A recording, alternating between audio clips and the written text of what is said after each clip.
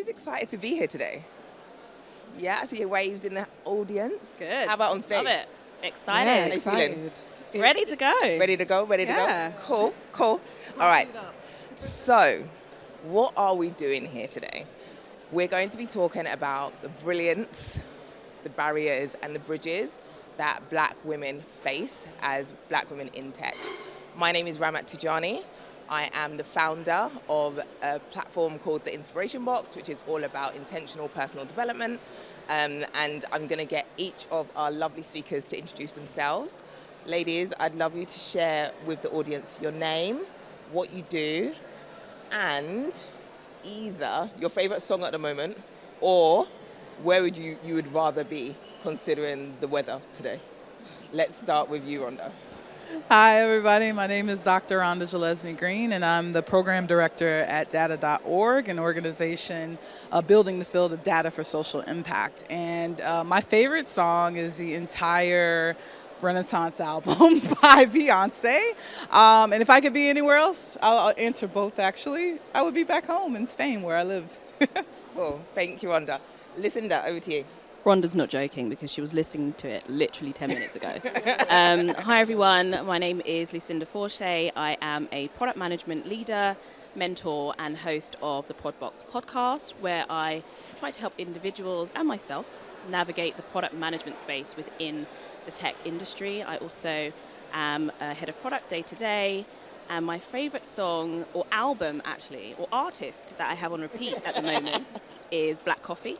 Probably because I recently saw him live. Nice. Annette. Oh, God.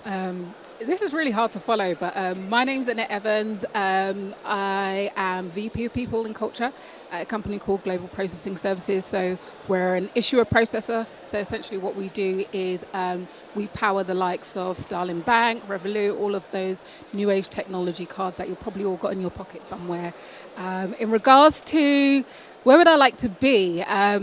I'd like to be in Ghana. I'm Ghanaian, so I'd like to be in Ghana. I'm there every year. Yeah, where's my Ghanaians at? Woo, woo. That's it. I'd love to be there. A song that I have been listening to, it's a bit of an oldie, but it's a goodie. It's a song called Optimistic by Sounds of Blackness. One of my It's favourite songs. Yeah. Like, Spotify that told me gives last me year. energy. If any of you don't know it, please get it on Spotify. So Sounds of Blackness is called Optimistic. It's about being black and being optimistic. Spotify told me last year that was Love my it. most listened song. It's mine too. There's something going on. There is. Okay, so why did we decide to put this session on? So to give a bit of context, I am the founder of The Inspiration Box, but I've also been working in tech for the last few years. I currently work at Google. I previously worked at Amazon, and I've also worked across a few other tech organizations. When we talk about being a Black woman in tech, often we hear about the negative sides of it. And I'm not denying that those negative aspects exist, but we are also brilliant. Like, we're amazing. As per. I can talk quite candidly, but I lost my mum at the end of 2020. And one of the things that she said to me when I was working from home, when she saw me working at one point, she was like, Ramat, you are just brilliant. All this work you are doing, these people, you are brilliant. I was like, babe, Of course. I'm brilliant in it. Like, I'm actually brilliant. And it just was that reminder that we need sometimes from other people. And I think when I talk about women in tech, Black women in particular, I want everyone to know we face some trials and tribulations, but we still do it exuding absolute brilliance. So we're going to talk a bit about some of the challenges we face, but we're also going to openly talk about the brilliance that we have within us and that is on this stage. Let's go. So I've got my questions on my iPad because I'm trying to be professional and all that good jazz. So first question, what was your initial journey into tech?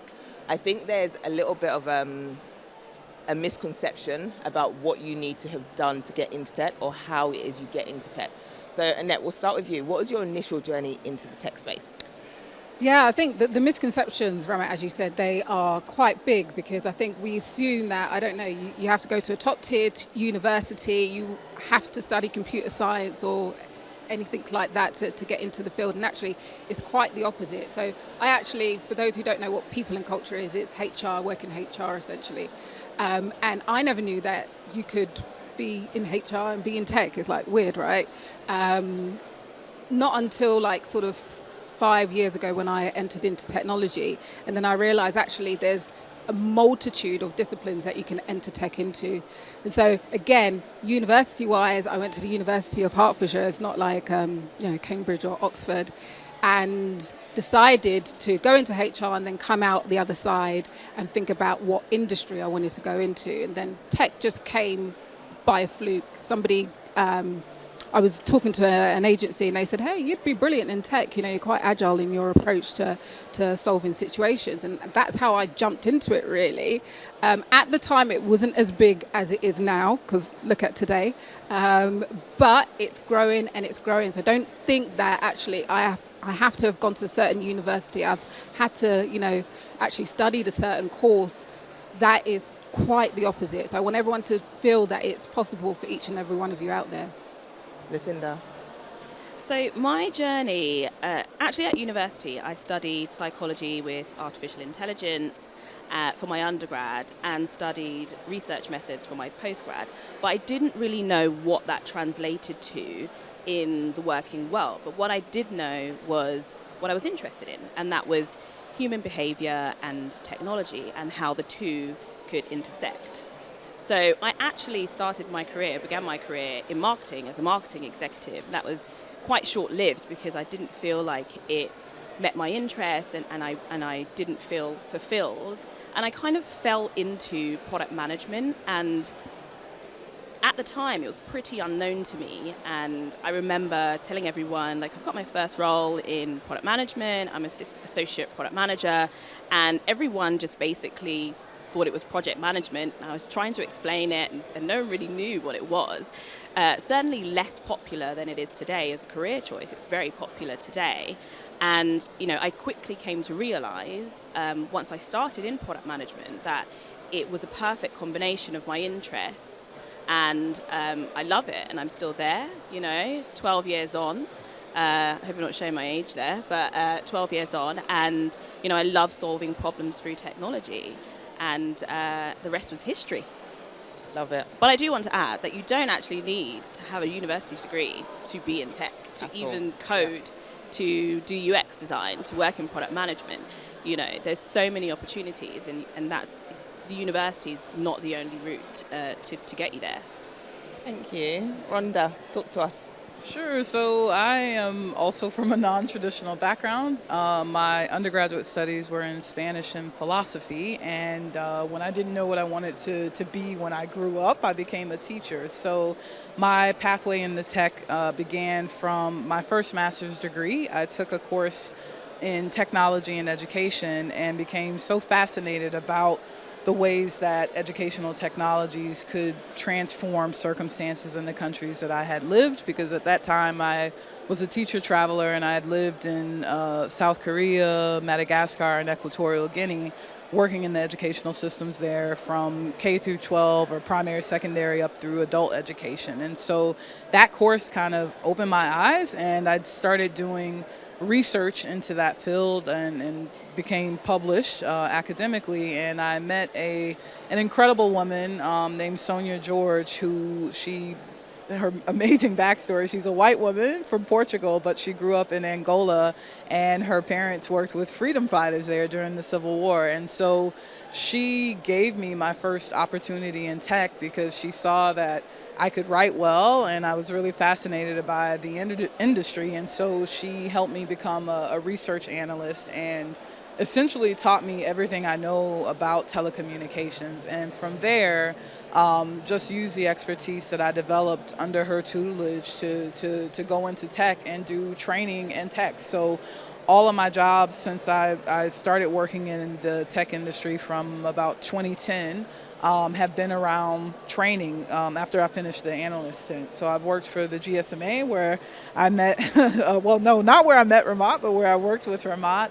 I also worked in the Internet Society and currently at data.org, as I mentioned earlier. So it's really a horizontal because with capacity building to really and truly understand tech, you also need to be able to teach someone else how to do it. And so through that, I've acquired knowledge about the mobile industry, the internet industry, and of course now data and data science. So for me, I'm constantly learning, and I think that this is what's kind of, helped me have the success that I do today in tech. Thank you. And I guess the common thing about that, like none of us intentionally went into tech. We all kind of accidentally found our way there. I was exactly the same. I was made redundant 3 times in the space of 18 months. And one of the jobs that came up was a role in a data company that was like, oh, like, you know how to tell stories, you know marketing, you could tell our story. We're a tech company, we don't know how to do it. And I was like, I guess. So, I fell into it. We all kind of fell into it. And so you don't have to have started from a particular beginning to get to where you want to when it comes to technology. So for the next question, I want a one-liner from each of you. Favorite thing about working in tech? Rhonda, we'll start with you. I think my favorite thing is surprising people when they see me enter the room or leading their training. Nice. I'll take that. Yeah. Lucinda? My favorite thing about working in tech, I'd say understanding real-world user problems and solving them through technology. Nice. Annette? I would say agility. I think you're able to. There's no playbook. If you're working in like a startup, there's no playbook, so you get to make it up yourself, and usually it works. And I think for me, I think it's just the fact that things are always changing, so you're always learning something new. What is happening right now is going to be so old next year, so I'm going to have to keep learning and learn something new. So, tech can be good, tech can be fun, all that good jazz. But let's talk about the reality. When it comes to the stats, I read a stat in Black Ballad, and it said that in the UK IT industry, black women account for 0.7%. That's under 1%. That's mad. I don't get it. But it's also a reality that we kind of we live with. So when we think about being a black woman in tech, Annette, what would you say has been your biggest barrier to being a black woman in tech? I think for any black woman in tech, you're, as you said, the 1%, you are the 1%, and you will feel it when you go into your organization. When I first started the company that I'm in at the moment, I literally was the only black person in the company, full stop. And I remember walking in day one and thinking, yeah, where's my girls at? And just realizing that there ain't none here, it's only me. And because of the role that I played in the organization, which was essentially heading up their HR services across EMEA, APAC, or basically globally, what I decided to do was something really cheeky. I decided to hire a head of talent acquisition, and I told her, and she was black, go and hire more black people. That's the mandate I gave her, hire more black people. That's the kind of moves we need to be making. Right, I don't care how you do it, go and do it. And now in our organization, we started as me, one. We're now 280 people in the organization, and we've got 40 people that are black. And that's over the course of 18 to 24 months. That absolutely deserves a round of applause. Yep. Mm-hmm. That's amazing. Well done. Well done. Rhonda, how about you? Sorry, can you repeat that? Yeah, so the question was, what's been your biggest barrier that you faced as a black woman in tech? Oh gosh, I would say that I think because I started most of my hardcore career in tech in the UK, I think that I was not prepared for the way that racism and misogyny manifests in the UK, because in the US it's typically very in your face. You don't have any questions about where people stand. And here, it took me maybe 5 or so years to realize how this dual misogynoir was actually holding me down in my career and also for my salary. And when I recognized that, it was just like I could not take the blinders, put the blinders back on. And so ever since then, I've just been very conscious about liberating other people as well, and speaking truth to power, and not being quiet about things that were just so foreign to me when I first came to the UK in 2011. And so I think for me, like, being able to do that kind of liberation, which I know I did with you at, when we worked at our company, she was in a situation. I was like, girl, don't take that shit. Get out of here. She came with her Americanness, and I was like, Rhonda, we're a bit more polite here. Like, she's like, I don't care. In America, we do it. I was like, God, but I was tired. Yeah, and it was necessary. It was necessary. So what I'm hearing from both of you is that there's an element of a lack of psychological safety, ultimately. And when you define psychological safety, it's the belief that one will not be punished or humiliated for speaking up with ideas, questions, concerns, or mistakes, and that the team that you're in is safe for interpersonal risk-taking. So with that in mind, Lucinda, if you think back to like a time that things hit the fan, what would you have wished was different, and how would you do things differently? If I think about times where I faced barriers as a black woman in tech, I would have, at the time, really wanted organisations to understand the importance of having representation at all levels.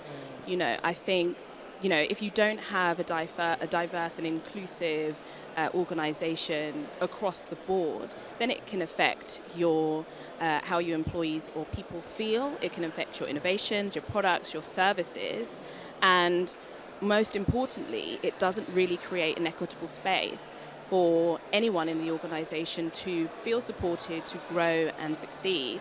And I think secondly to that, I'd stress the importance of mentorship programs, on having tailored support to individuals, because not everyone has the same needs. So really understanding the training and support needed across the board.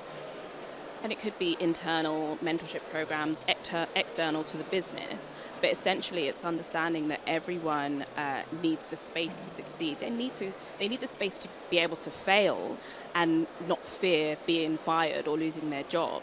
And that's absolutely what I do when I hire for my teams, in my product teams, is creating that safe psychological space now for them to grow and succeed, and to fail as well, because even in tech, learning from your failures is important to evolve your product as well.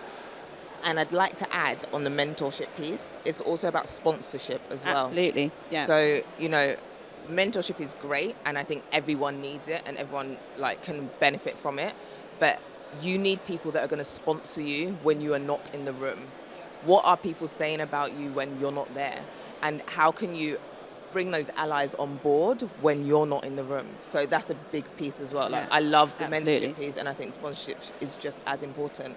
So with that being said, when you think about going into rooms and when you're having to turn up as your true self, how hard is that? Do you find that sometimes you are having to code switch? And Annette, I'm throwing this at you because I see your face is making faces. So talk to me about code switching. It's really difficult, because I think code switching is not just, black people just don't do it, right? It's not just us, right? Sometimes code switching is about being the professional person you are. I might be doing a little bit of code switching now, who knows? But it's difficult because I sit on our executive team, so I'm always in board meetings and all that kind of stuff. And there's another black guy on the executive team. I think there's 6 of us. There's another black guy who's just recent.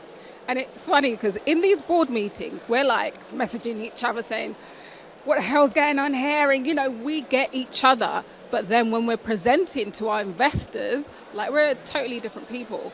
Is it right? Is it wrong?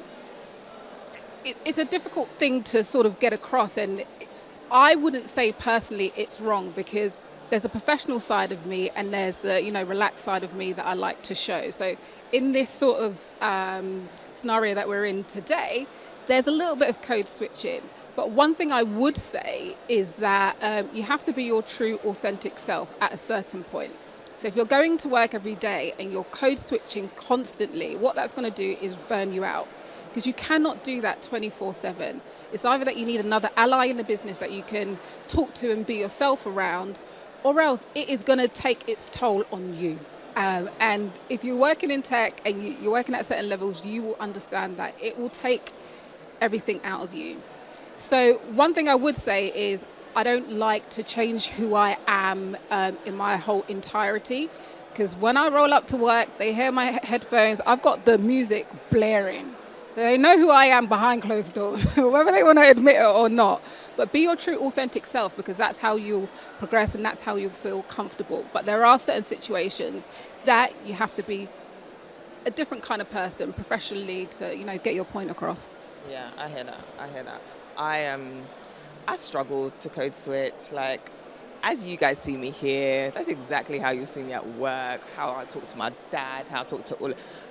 I'm like, this is me, professional and not professional. Like, take me as I am.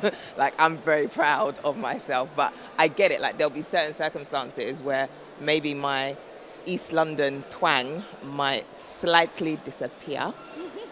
But yeah, I completely get like what you're. Does the African accent come out though? Comes out all the time, bro. Okay, just checking. It's mad. People will be like, when you imitated your dad and you had that Ghanaian, I'm like, yeah, because I can't talk about my dad without adding the Ghanaian accent. What do you want me to do? Cool. So let's talk about our brilliance. Let's talk about how brilliant we are as Black women. Rhonda, when did you last celebrate your brilliance?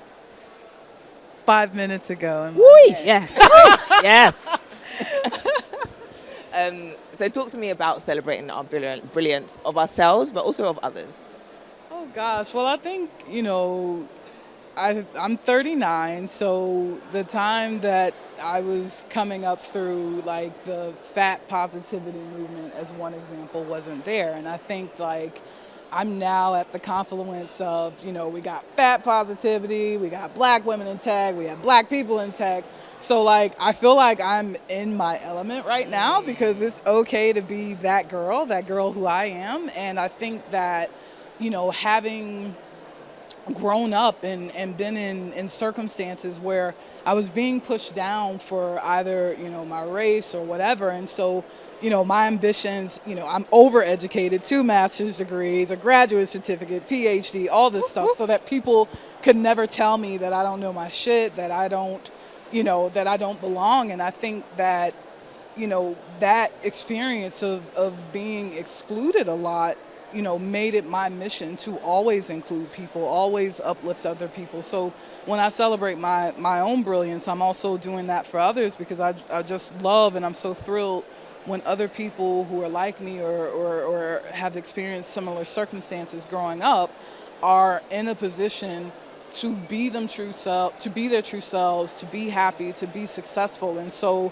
a lot of people are like, how are you always just like, everyone? I'm like, because I love everyone who's trying to contribute and do good. So just celebrating that. And it brings me joy. That's a form of Black joy for me, is celebrating myself now, being in this space, and then also celebrating others. So I think it's all of that, just what I went through growing up, being in school to where I am now.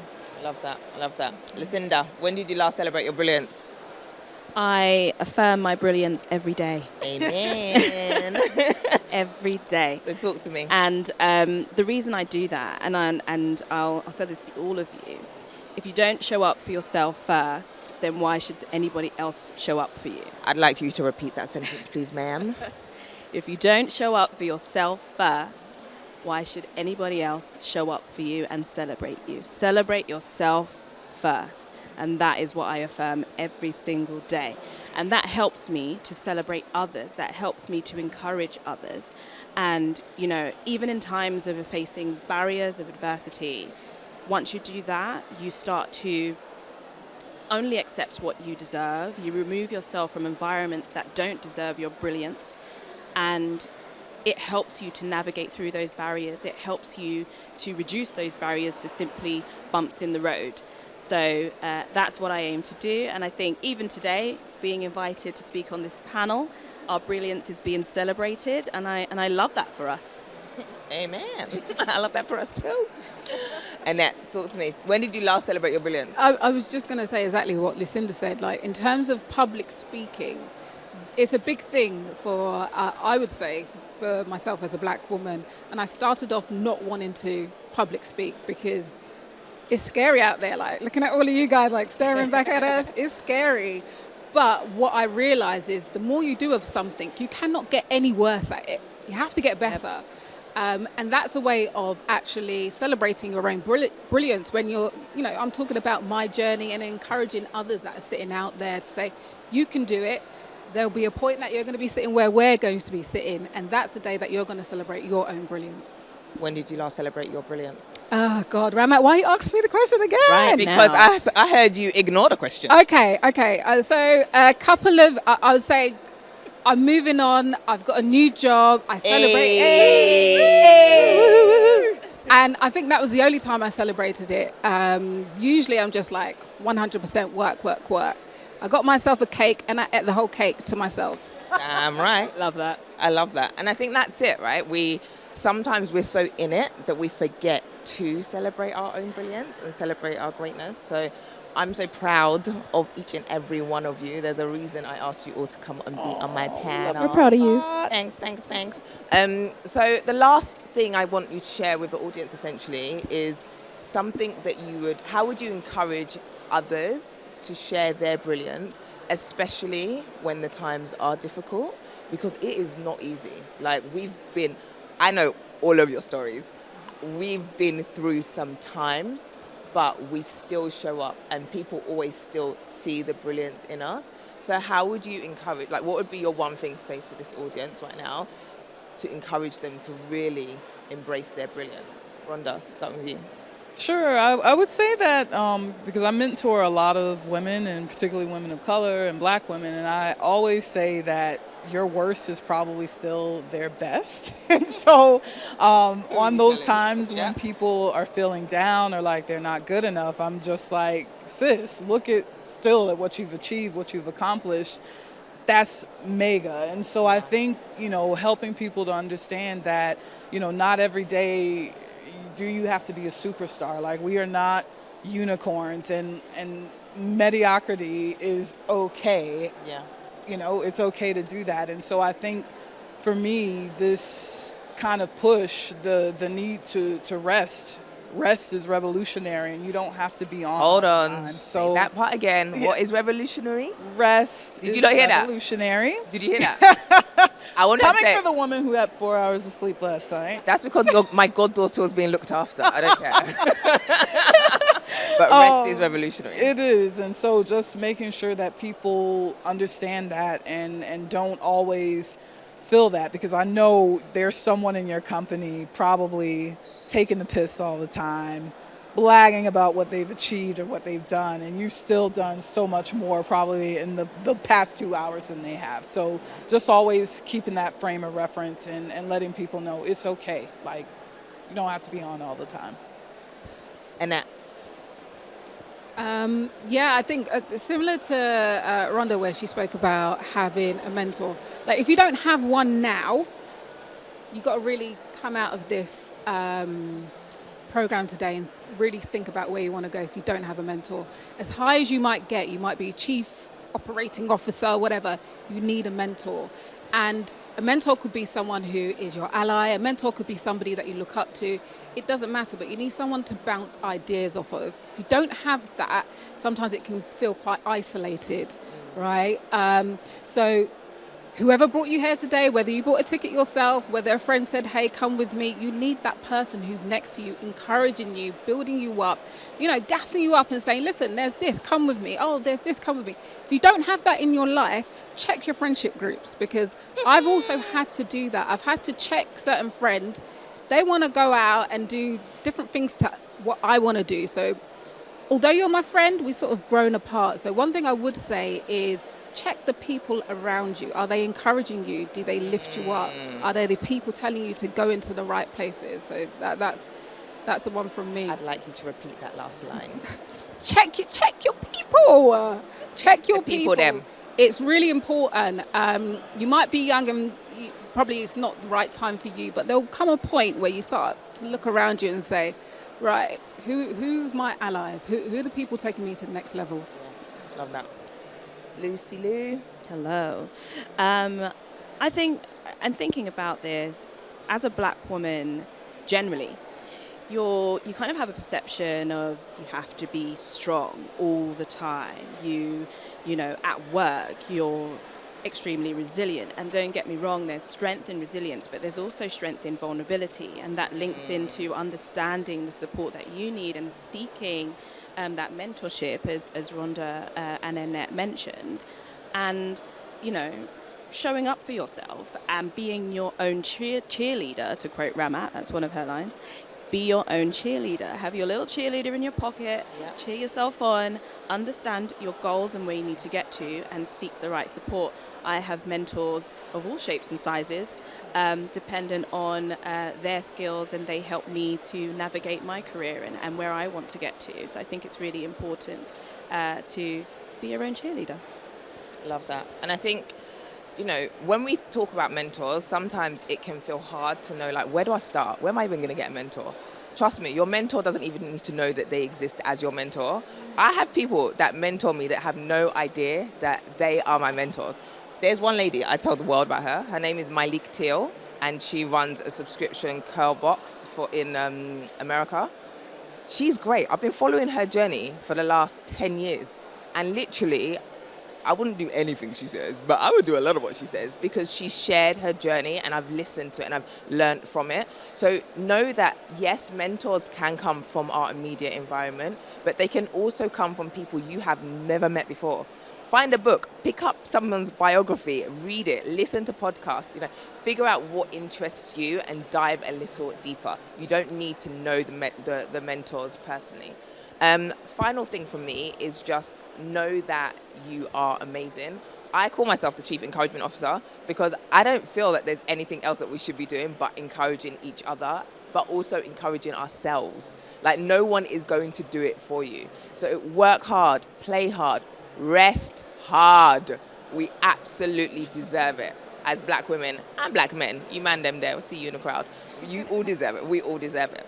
So before we leave, I'd love for you all to share with the audience where people can find you, whether it's online.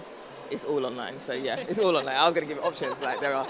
So Annette, where can people find and connect with you? LinkedIn, Annette Evans, should be able to find me there. Instagram, Aankrah, so it's AANKRAH, Insta. Lucy? You can find me on LinkedIn, Lucinda Forche, that's FAUCHER, and Instagram, Twitter, @theprodbox or theprodbox.co.uk. Rhonda? I'm at Rhonda Z_G on most platforms and also RhondaZG.com. Cool, and I am Ramat_Tijani. You can find me on LinkedIn as well. But I will say, if you are reaching out to anyone on LinkedIn, not just us, please do add a note to say where you met people. Yep. The amount of people that are in my inbox now that are trying to connect, I don't know you. Or maybe I do know you. Maybe I did meet you somewhere, but I don't know where I met you because I've met so many people, so I have no context. So I think it's really important as almost like LinkedIn etiquette for ourselves to know that you can usually, if you use LinkedIn on web as opposed to on your app, you can add a little note to say where I met you. It's not always the case, but it is most of the time. So feel free to be like, oh, I saw your Black Tech Fest, or oh, I read your book, or oh, I saw this post and it was really interesting. That's how you also gain your mentors, by giving them some context as to where they met you or where they heard from you. That has been us for this morning. I hope you've enjoyed the session. And Excellent job, Ramat. Thanks, everyone. Thanks, Rama.